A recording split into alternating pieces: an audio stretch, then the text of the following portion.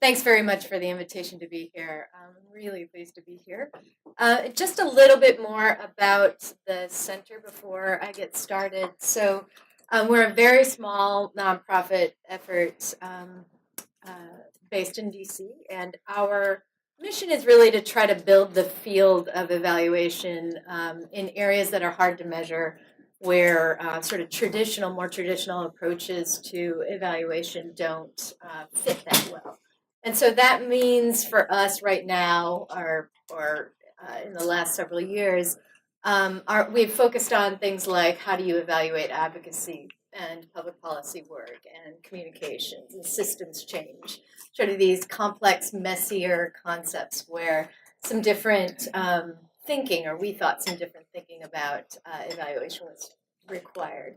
And so for the topic of, what do we do when expectations for results come too early?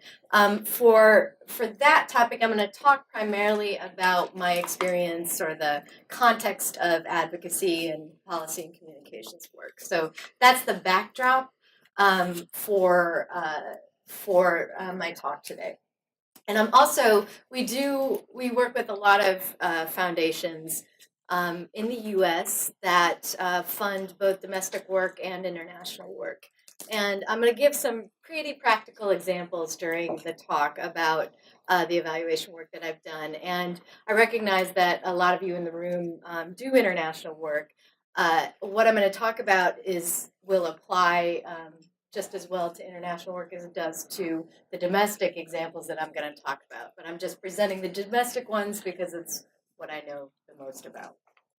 Okay, so as an evaluator, I've done that my entire career, and I find that one of the biggest things that I do as an evaluator is to manage expectations, or to try and get organizations as well as funders to have more realistic expectations. And that comes in two forms. And the first is I see a lot of mismatched expectations that happen when results for very complex problems and long-term strategies are expected really soon. So on the slide, you see examples of real goals that organizations or I think all of these are actually funders or private foundations.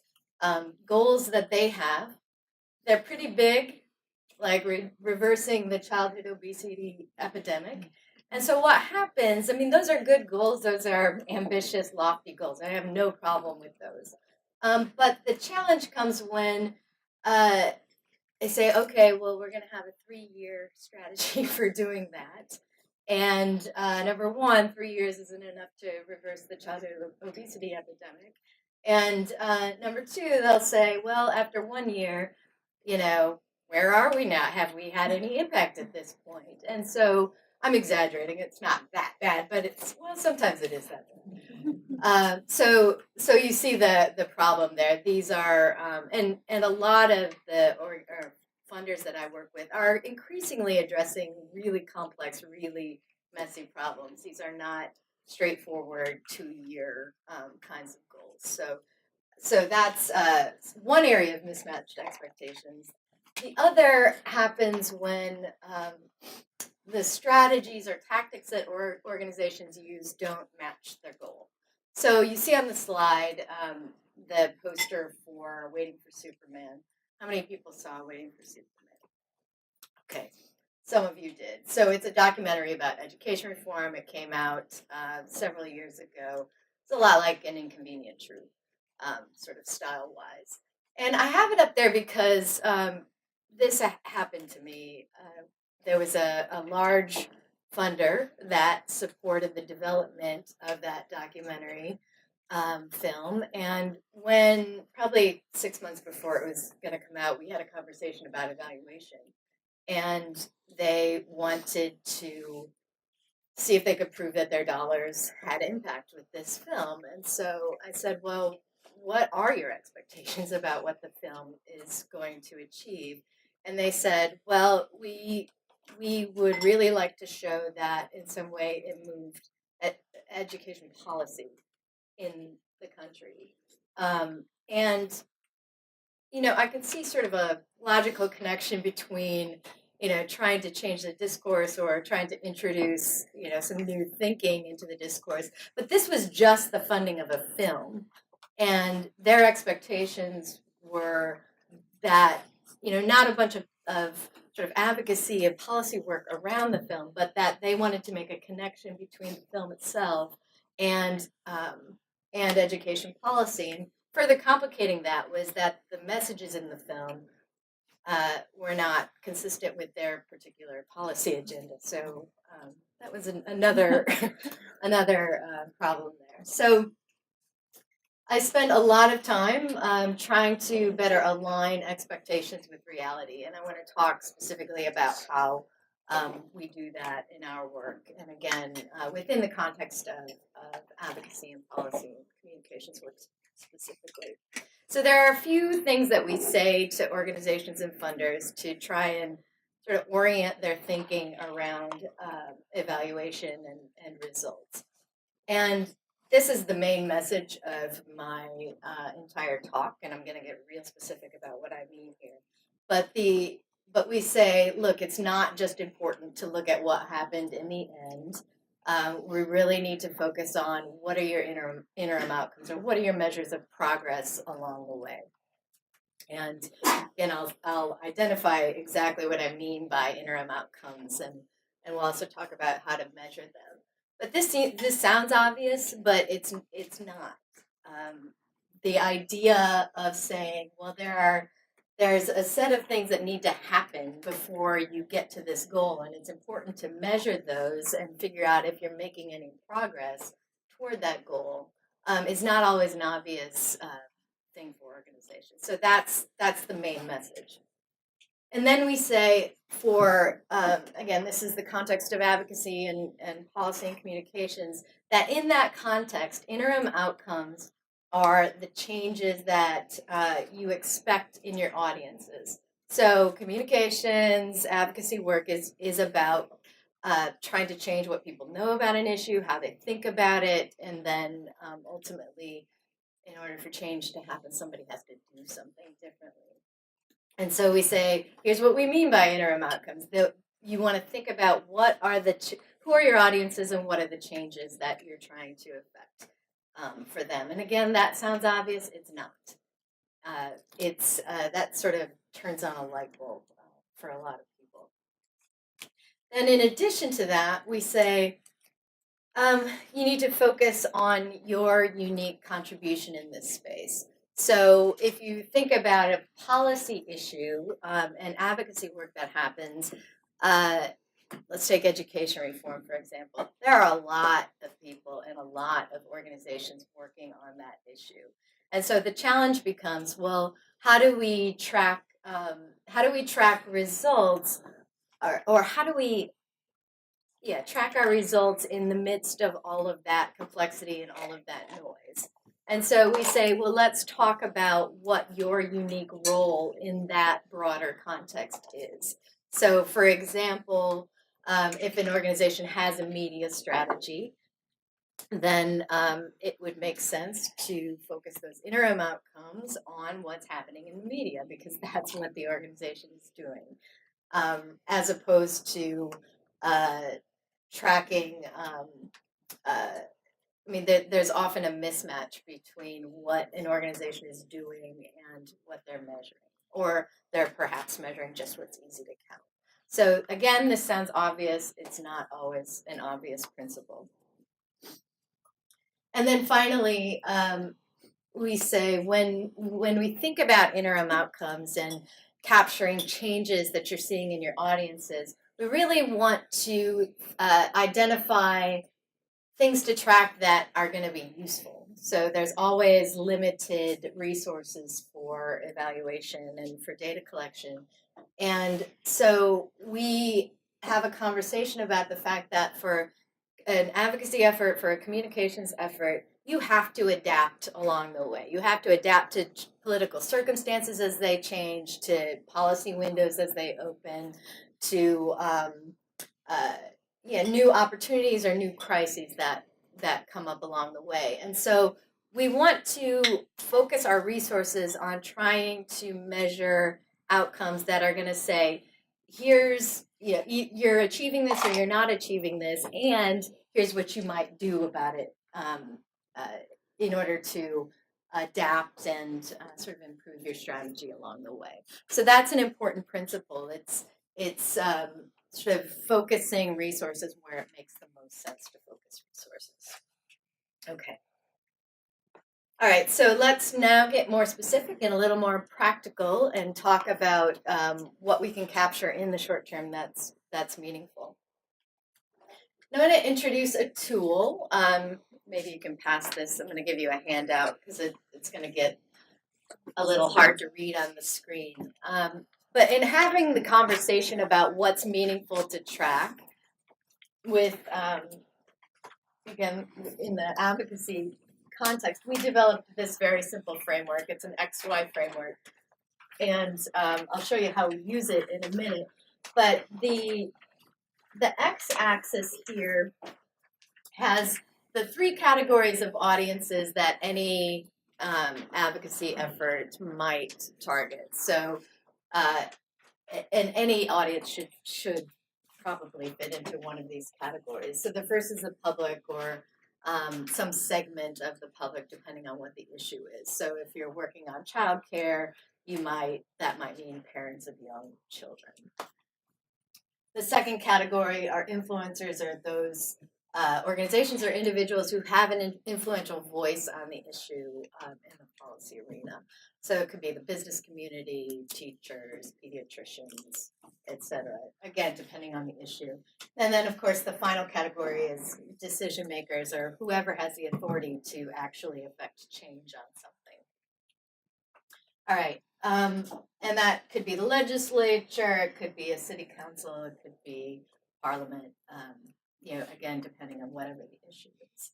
And then on the y-axis, another three categories where we say, well, with those three categories of audiences, what are you trying to do with them? And this is very much a sequence of outcomes here.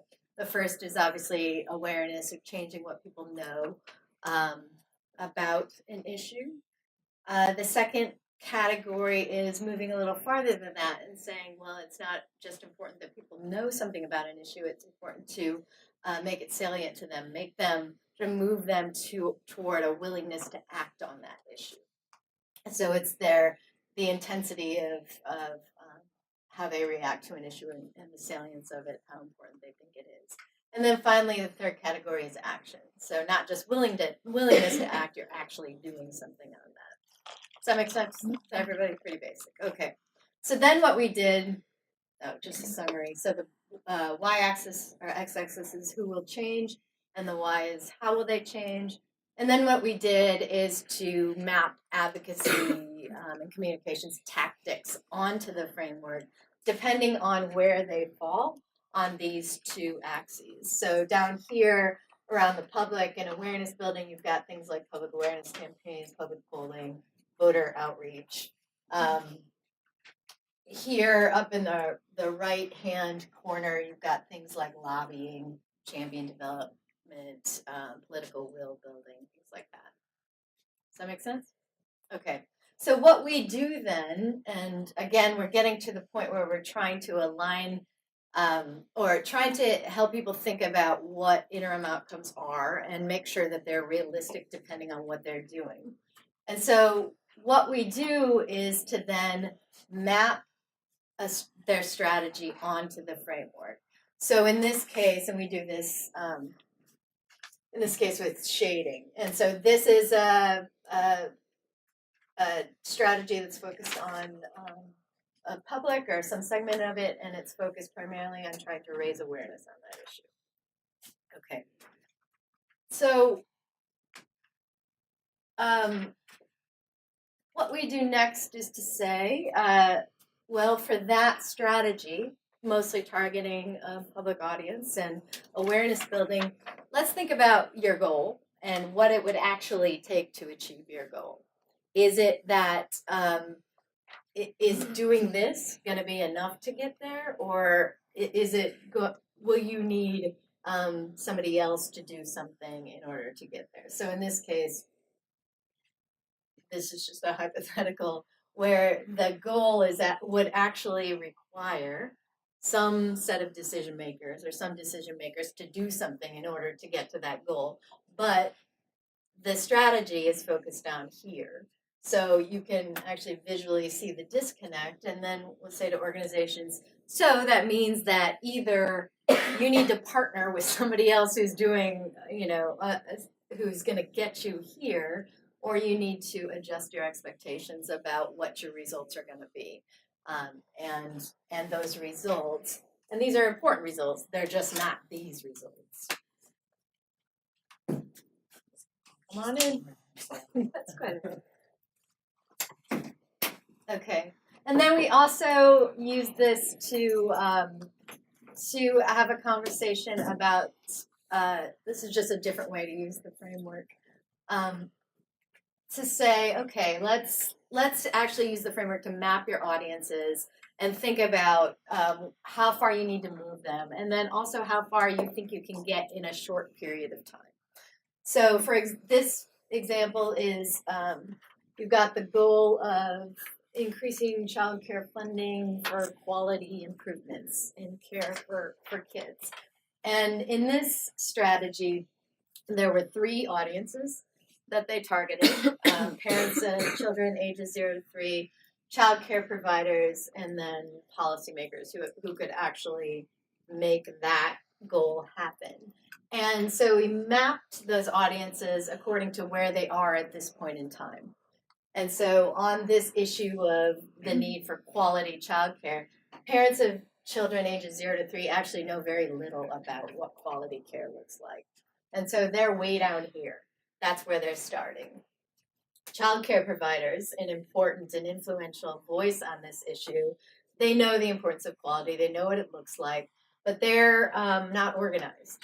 They are, and they're willing to act. They're just not organized to act or to lobby on that issue. So they're up here, and then policymakers are way down here. They think that childcare is babysitting and has no educational value. So then we say, well, what in order to get to your win, how far do those audiences need to move? And for this particular organization, this is what they said, that they didn't feel like they needed to mobilize parents to act on this issue, but they did need to raise their awareness about the importance of quality and what it looked like. They did need to organize child care providers into a coalition and mobilize them to act and lobby on the issue. And for policymakers, they needed to move them all the way up the ladder toward action. Okay, everybody get that? And then we say, okay, well, how far do you think you can get in a year on this? And this is, I don't think this is exactly what they said, but you get the idea. So in order to win, you need to get here. Let's talk about a shorter time frame and think about, well, realistically, how far do you think you can get in a shorter period of time? Any questions so far? Keep going. Okay. So let's get more specific then about what those what changes we might expect, specifically in the areas of awareness, will, and action, because those are broad concepts. Let's talk a little bit more about how to operationalize them and also how to measure them. Okay, so this is also on your handout. I think it's on the other side. What we did next was to say, was to identify within these categories, we got more specific about what we meant in terms of interim outcomes, depending on where you are in that matrix. This is not an exhaustive list. This is just a common, these are just common outcomes that, the most common outcomes probably that get measured for these kinds of efforts. So you see across the bottom here, changed attitudes or beliefs and increased knowledge about the issue. Here, the words are hard to see, but when we talk about willingness to act, that might mean increasing the advocacy capacity of, for example, parents of young children. it could mean increasing public will or support for the issue. And then action means successful mobilization of those voices. I won't go through all of these, but I'll just mention a few for the decision makers because they're going to come up again. Again, increase knowledge, change attitudes or beliefs on the issue, increase political will, the development of champions for the issue, and then finally the outcome here, if they act, is policy change itself, which could mean the adoption of a new policy, the implementation of one, could be a variety of different goals. Now, these outcomes are at a level where they need further operationalization. So, like with the term public will or political will, there's a whole set of literature about what that means, or how you think about that you have to go through first in order to actually think about measuring it.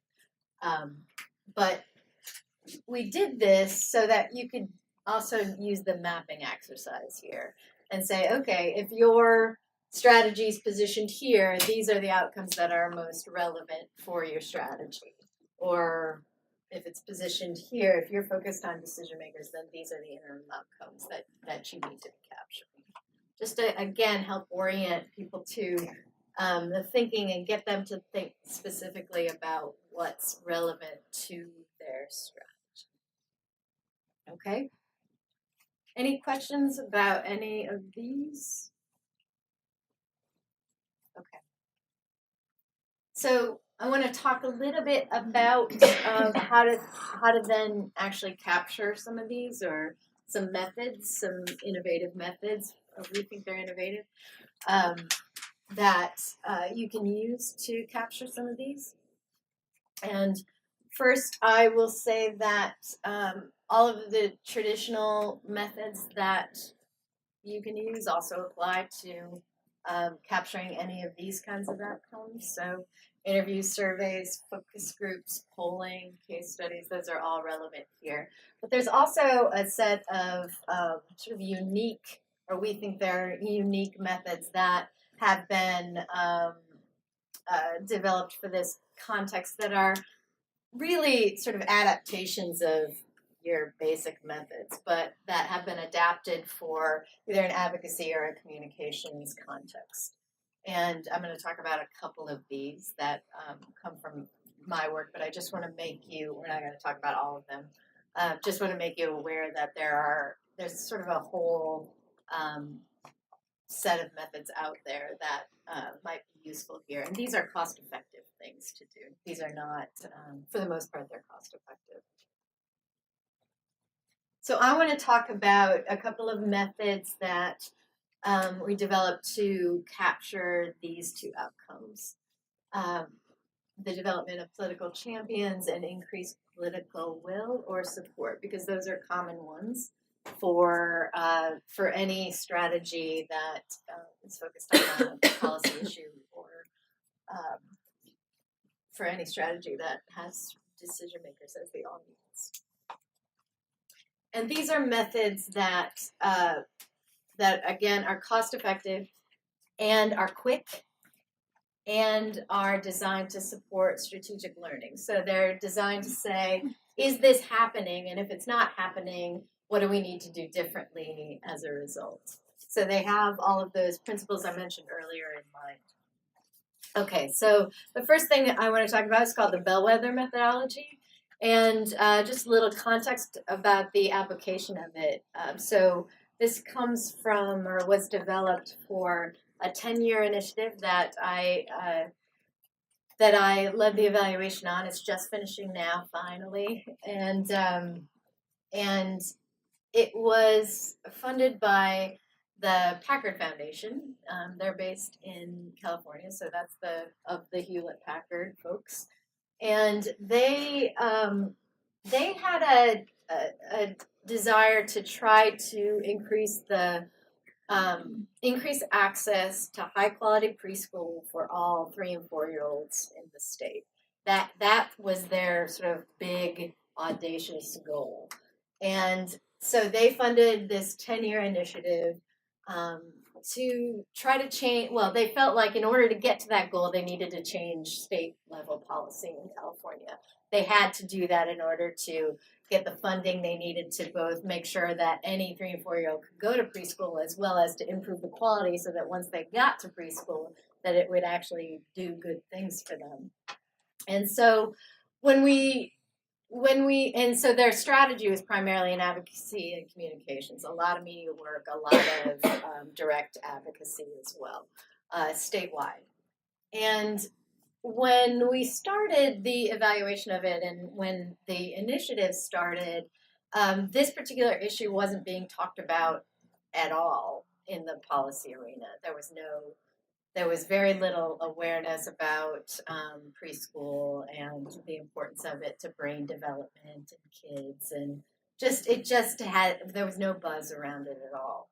And so over time they felt, well, we need something to capture whether we're actually gaining some traction in generating buzz on this issue, specifically in the policy arena. So how do we think about capturing that particular outcome, because it's going to tell us, something important about whether we're gaining traction, and if we're not, then we need to change our messages. We need to, shift our strategy in some way. So we came up with this approach, and a lot of people have used this since. It's been used both in the U.S. and around the world. So it's been tested. We think it worked well. But it's basically sort of a structured interview process with a couple of twists to it.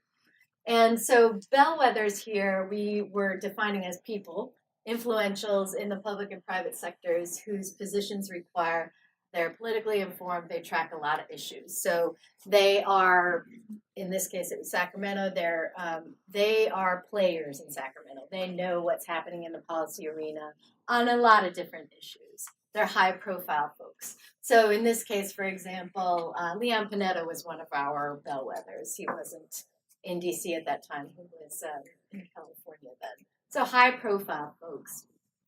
And it included, members of the policymakers, like members of the legislature, high-level state agency folks, other funders, the editorial writers for the Sacramento Bee, and the LA Times, I believe, and some business folks, etc. Okay, so high-profile folks whose opinions matter.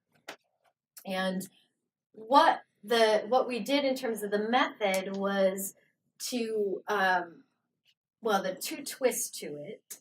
It's not just interviews. There are two twists. One of them is that in selecting the sample of people to talk to, and we talked to 40 people, I think. In selecting the sample, we said we want 20 people, or half of that sample, to be people who we expect to actually know something about the issue. Because maybe they sit on the education committee in the legislature or something like that. And half of the people we want to not know anything about preschool and not necessarily know, much about early education at all. So, for example, we talked to the head of the state agency that handles insurance in California. We didn't expect that guy to know a whole bunch about early education except through personal experience. And the purpose was so that we could look at those, sort of compare those two groups and what they had to say. And the second twist to the approach was to, let me say one more thing about that. If the group that knew nothing about the issue was able to talk to us about the messages that the advocates were sending and that were showing up in the media, etc., then that would really say something about the effectiveness of this strategy. The other twist was that when we set up the interviews, we didn't tell them ahead of time what we wanted to talk to them about specifically. So we never mentioned we want to talk to you about preschool, because that would have prompted them to possibly go out and try and learn something about the issue. So we wanted to come in pretty cold on it and see what they could recall rather than what they had just Googled. So we didn't lie. We weren't, it wasn't dishonest. We said we would like to talk to you about education issues for kids ages birth to 18. So they had an idea it was about education. They just didn't know it was about preschool in this case. So that sort of setup allowed us to, let me come back to that in a second, to set up a protocol or interview protocol where we could start out the interview by asking pretty broad questions like, what do you see as the top issues on the policy agenda in California right now? Followed by what do you see as the top issues on the children's policy agenda, ages birth to 18? And especially for that second question, if preschool showed up on that list, that meant something because we were starting from a point where it wasn't in the debate whatsoever. So if we saw some movement on that, then that would be meaningful. That the setup also allowed us to ask questions like that went along with the messages that were being communicated. Like, okay, the advocacy groups were saying, well, preschool is a solution for addressing the achievement gap in California. That was one of their core messages at the time. So we could say to the people we were interviewing, the achievement gap is a big problem in California. What do you see as promising solutions for addressing that gap? And again, if preschool showed up in that list, then that meant something positive for them. If it didn't, either that message wasn't working, or it wasn't, sort of breaking through enough people. Okay, so these are actually our real results. We did this method twice. We're going to do it again this year. And so in 2005, they were super excited that preschool showed up on the list again in terms of the recall to the question of what do you see the top 3 issues are on the children's policy agenda. And then in 2008, it had moved a bit. The other thing I left out about the interview is that those were just the early questions. As the protocol went on, we got more specific and said, what do you know about this issue, or how familiar are you with this issue? What do you know about it? And then we went back and could do sort of an analysis of how they talked about the issue, what the content was in their discourse. Did they bring up the research that had been communicated on the issue, and so on. And then we also, at the end of the interview, asked them to make predictions about the future of that particular policy issue. And I'll show that in a second. That's a great question. Yeah. Were the influentials the same across time? Were they different groups? Across the years? Yeah. The way we structured the sample was the same. So we went after the people who, either the same people or the people who had filled the positions of say, in the legislature because those people don't stay the same over time, obviously. But the structure of the sample and the criteria that we used to select it was consistent. So here are just some example results to that question of how would you address the achievement gap. Again, so just some hypothetical or some actual examples of results for more specific questions that we asked about preschool. And then here's a question at the end of what's the likelihood that California will actually move on this issue in the future. So these are those kinds of questions that are, and then we went on to say, well, why? What would you do? What could you do? Those are the kinds of questions that turned out to be useful for informing their strategy moving forward. So not a lot of hope here. So what did the Bellwethers think was possible in the next several years? Any questions about this method? Got one more to present. Okay. So the thing that worked well, or one of the things that worked well about this method was not just the content of it and the fact that I think we did it in 3 months. We turned it around really quickly so that it was valuable and timely.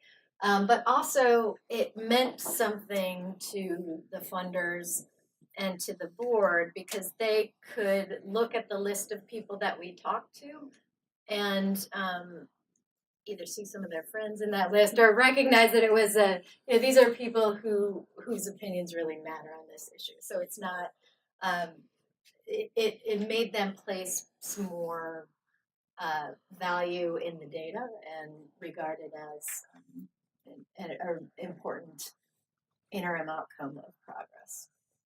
Okay, quickly. Just the last method, and this is a super cheap method that we used to get at the question of how do we capture political will and changes in political will over time in a way that's useful for the organizations working on this issue and in a way that we could do cost effectively. So what we did was develop a rating system that had 3 different scales to it. One was in this case, political will applied to the legislature in California. So we wanted to know where is the legislature on this issue. This could be applied with any decision-making body, so we needed to understand where individual legislators, in this case, were on this issue, and so we asked the advocates to complete these ratings for all 120 legislators in California, and it turned out to be something that they actually, they do that in their work anyway. That's how they figure out who to communicate with and who to target. So we were just sort of systematizing something that those organizations were already doing. And we developed 3 scales. So for each legislator, they were saying, what's the level of support on preschool? And the scale we developed was very behavior-based, because obviously this is extremely subjective. So for not at all supportive or for interested, especially for 2 through 5, we identified if they're interested, here's an observable behavior that you could see, so that a 2 actually meant something specific and a 3 meant something. And extremely supportive was really high, really hard rating to give to somebody. So not very many people should probably be there. And then secondly, we asked them to rate the influence of each policymaker on that issue, because not everybody in the legislature is important on every issue. So again, we had a scale and defined exactly what we meant by each of these numbers. And then finally, we asked them to rate their confidence that these 2 ratings were accurate. And we said, is this based on your personal observation of this, or is it based on what you've heard through the grapevine about where this person stands on the issue, et cetera? So we wanted to understand how much confidence we could have in these ratings to begin with. All right, so that we asked advocates, and are still asking for this initiative to do that every year. So once a year thing. So you could sort of track movement for the overall legislature on where they stand on the issue. They like doing it. It doesn't take very long, and we do simple analyses like these. These are, I don't remember if these are real results or not, but this is definitely the sort of pattern of results for 2 years of data, where you can just track, where does the overall legislature stand in terms of their support on this issue. You can track those changes over time. We also, we added more data to this to say, where are those legislators from? What party are they from? What caucuses are they members of? So we could do some additional analyses and say, okay, your concentration or your support on this issue is concentrated in these areas.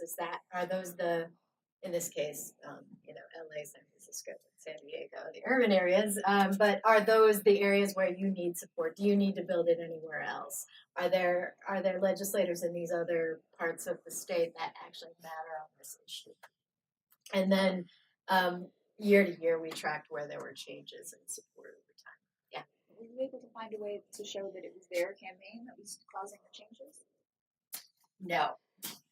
But they were the primary they were so that this effort was the primary voice in the state on the issue. So it wasn't we didn't sort of do a analysis that way. We said if there's movement, you can be reasonably confident that you played a role.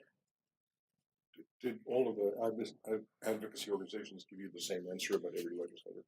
We told them they could do it in one of two ways. So either they could submit the ratings independently and we'd average them, or they could get together as a group and come up with an agreement about where they thought those I legislators was actually curious about the agreement, independent measurement of their perception of the legislators.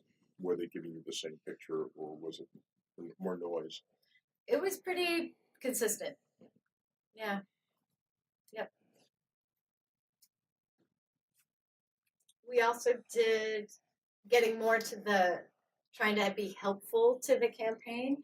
We looked at, all right, let's look at the influence against the where support is, and just made a 2x2 and said, all right, for those legislators that are not that influential on this issue, here's where your support is. Here's the where they are in the Assembly or Senate, the party distribution, etc. And then this was helpful to them because we said, okay, well, what you'd want to do then is probably target folks that fall into this category. They have influence on the issue, but there's not support. And so we then gave them the names of all of the legislators that fell into each of these categories, just to help them think about how to better target their strategy. Pretty, there are a lot of challenges to the validity of this particular method, but we found that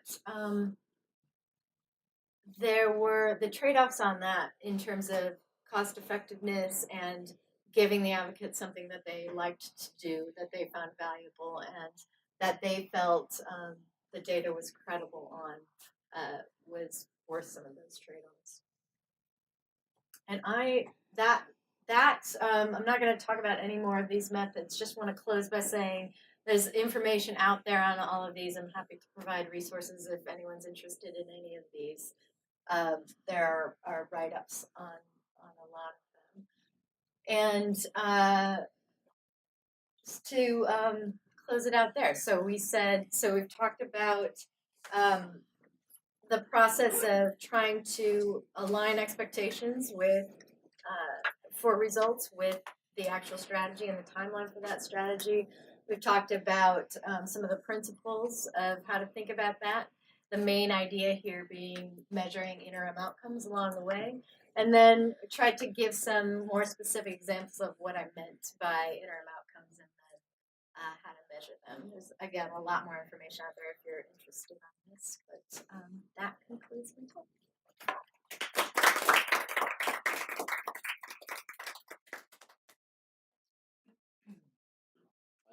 So we heard from BBC Media Action a few weeks back, who were trying to measure the impact on social norms in the developing world, I think specifically in some sub-Saharan African nations.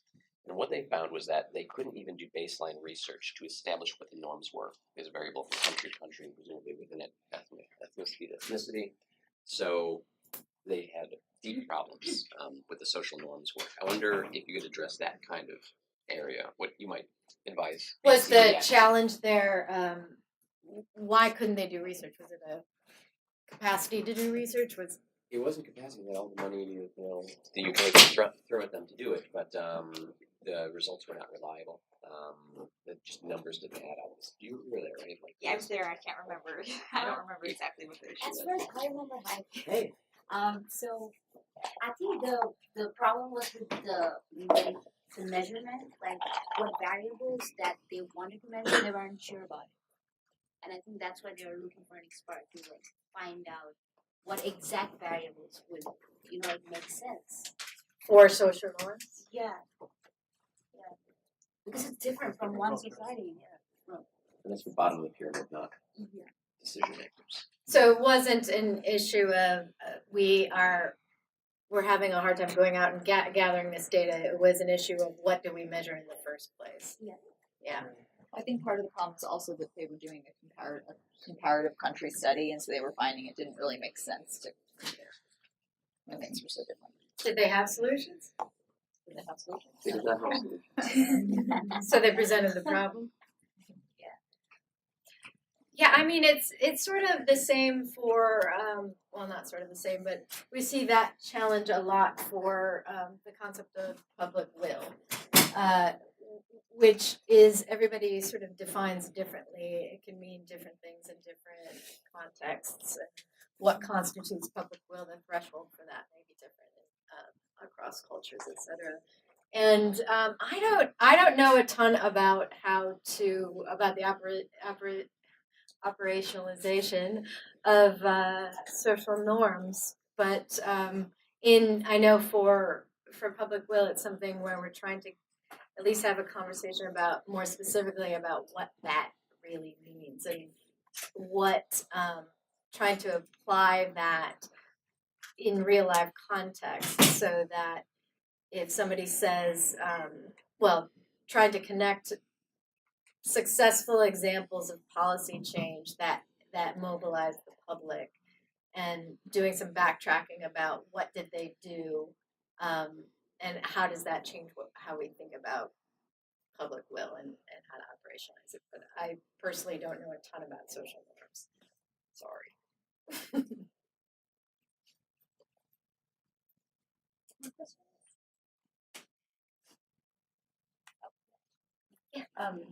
I appreciated the part of your talk where you're talking about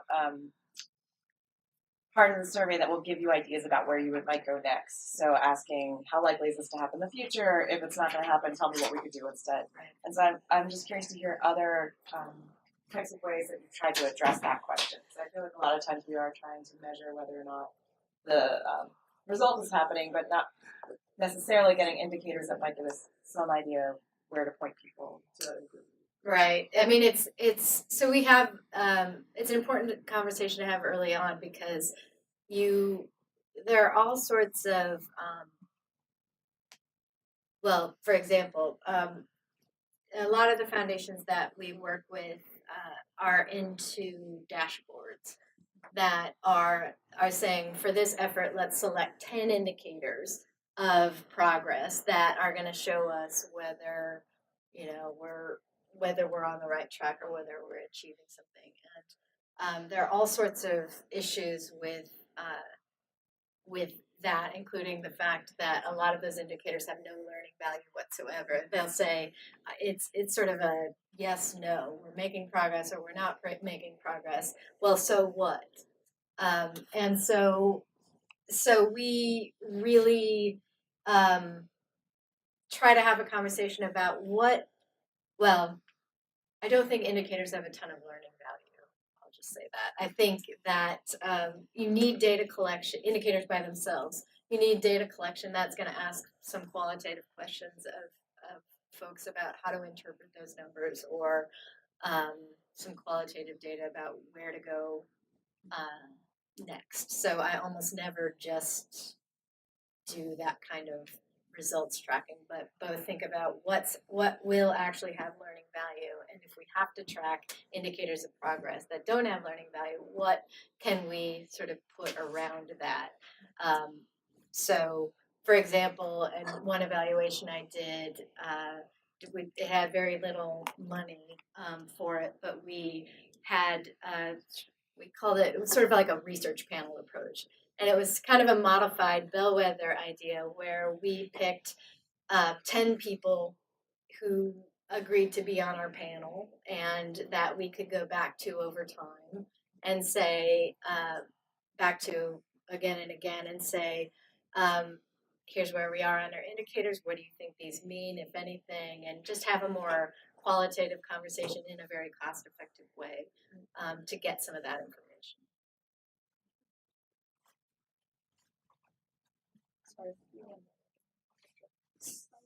And like, do you use the RCT measurement methods when you're trying to influence like the policymakers?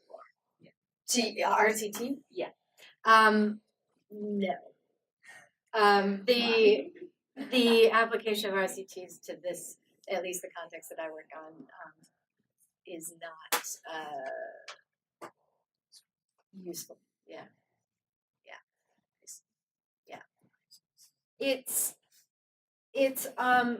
There are methods. So an RCT is trying to establish cause and effect, right? And so there are methods that are alternatives that people apply in this context. Like there's something called contribution analysis that a guy named John Main in Canada developed. That is designed to track to try and establish or make a plausible case that an effort contributed to the outcomes. But that's not, it's not obviously not experimental, but it's systematic and defensible and credible. So that's more the stuff that I would see in this context. Yeah. There's also a brand new, reading a new paper that just came out yesterday from a guy named Russ Whitehurst at Brookings Institution. And he's a major RCT guy. And so he was trying to, he was working in the policy context or advocacy context for the first time. And he was trying to capture or come up with a credible way of tracking influence, the influence of an organization in this context. So he came up with, I don't know much about it, about the method, but he calls it survey with placebo. It's got a cute name, but what he did was he went to policymakers. This was sort of a post hoc analysis of an outcome that had happened, and the organization wanted to know if they were influential in affecting the outcome.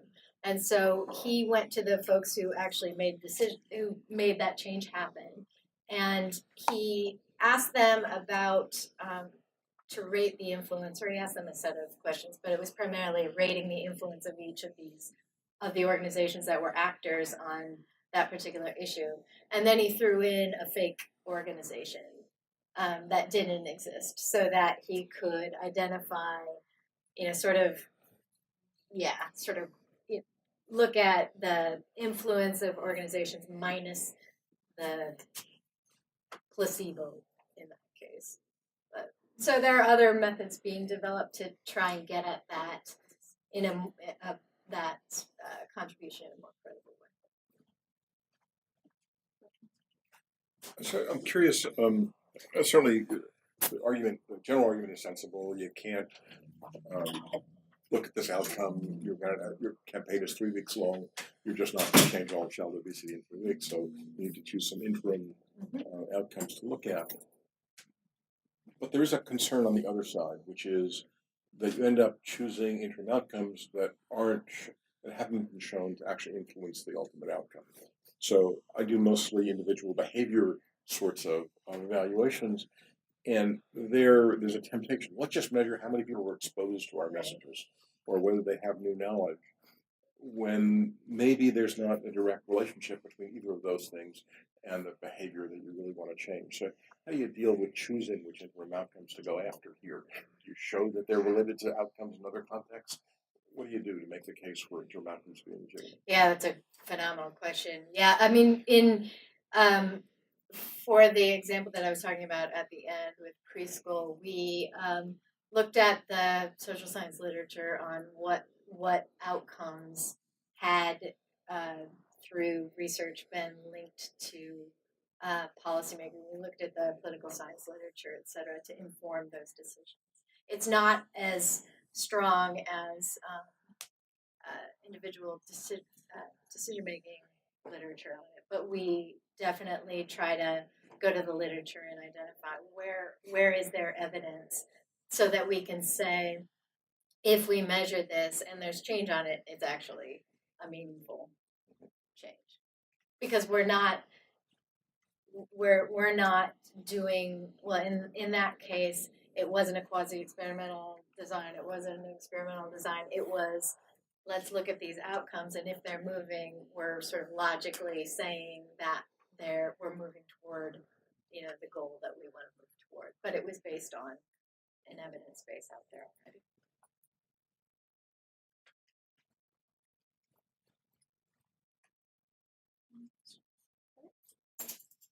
Okay, well, thank you very much. Thank you. Thank you.